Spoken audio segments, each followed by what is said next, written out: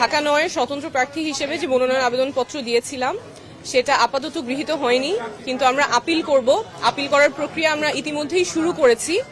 কারণ হিসেবে যেটা নির্বাচন কমিশন বলেছে, আপনারা জানেন যে স্বতন্ত্র প্রার্থীর জন্য বিধি অনুযায়ী 1% ভোটারের স্বাক্ষর নিতে হয়। সেই 1% ভোটারের সংখ্যা যা হয় তার চেয়ে আমরা বেশি স্বাক্ষর সাবমিট করেছি, প্রায় 200-র মতো বেশি ছিল।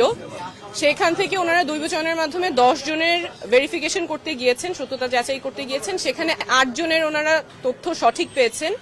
2 জনের ক্ষেত্রে ওনারা মানুষটাকে খুঁজে পেয়েছেন, সত্যতা যাচাই করতে পেরেছেন, কিন্তু সেই 2 জন ঢাকা ৯-এর ভোটার ছিলেন না। ওনারা জানতেন না ওনারা ঢাকা ৯-এর ভোটার। একজনের বাসা খিলগা যেহেতু ঢাকা ৯ আর 11 দুইটাই পড়ে, উনি জানতেন যে উনি ঢাকা ৯-এর ভোটার এবং তার জানার কোনো উপায় ছিল না যে সে ঢাকা ৯-এর ভোটার না। উনি গিয়ে ওয়েবসাইটে চেক করেছেন, ওনার ভোটার নাম্বারটা পান নাই। এনআইডি যেটা ছিল উনি জানতেন উনি ঢাকা ৯-এর ভোটার, সেভাবে তিনি স্বাক্ষর করেছেন। আরেকজন যার ব্যতিক্রমে এসেছে, তার কাছেও যে হার্ড কপি আছে এনআইডির, সেই এনআইডির ঠিকানা অনুযায়ী উনিও ঢাকা ৯-এর ভোটার, কিন্তু নির্বাচন কমিশনের কাছে তথ্য আছে যে তিনি ঢাকা ৯-এর ভোটার না, সেটাও তার জানার কোনো উপায় ছিল না।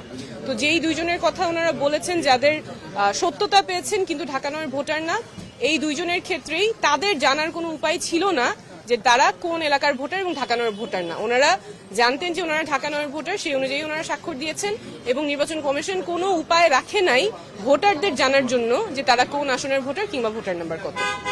আচ্ছা, আপনি আপিল তো করবেন নিশ্চয়ই। আপিল করার পরে আপনার যদি মনোনয়ন বৈধ ঘোষণা হয়, যেহেতু আপনি এনসিপি থেকে পদত্যাগ করেছেন, আপনি কতটুকু আশাবাদী আসলে এই স্বতন্ত্রভাবে নির্বাচন যে করছেন বিজয়ী হওয়ার ক্ষেত্রে? অবশ্যই আশাবাদী বলেই তো আমরা মাঠে আছি। আমাদের যেই যাত্রা, আমাদের যে লড়াই, স্বচ্ছতা জবাবদিহিতার রাজনীতির লড়াই, এটা জারি থাকবে। স্বতন্ত্র হিসেবে কোনো চ্যালেঞ্জ আছে? অবশ্যই চ্যালেঞ্জ তো আছে। এই যে যেমন আজকেই যেটা চ্যালেঞ্জ হলো, আসলে আমাদের তো রাইট টু ইনফরমেশন ওভাবে থাকে না। যারা এত কষ্ট করে স্বাক্ষর দিয়েছেন তাদের জন্য নির্বাচন কমিশন কোনো উপায়ও রাখে নাই জানার যে তিনি কোন আসনের ভোটার। আমরা এত কিছু বলি, আমাদের অধিকারের কথা বলি, কিন্তু এই বেসিক তথ্যটা জানার পর্যন্ত আমাদের কোনো উপায় রাখা হয় নাই। অবশ্যই চ্যালেঞ্জ আছে, তার সাথে অনেক পজিটিভও আছে।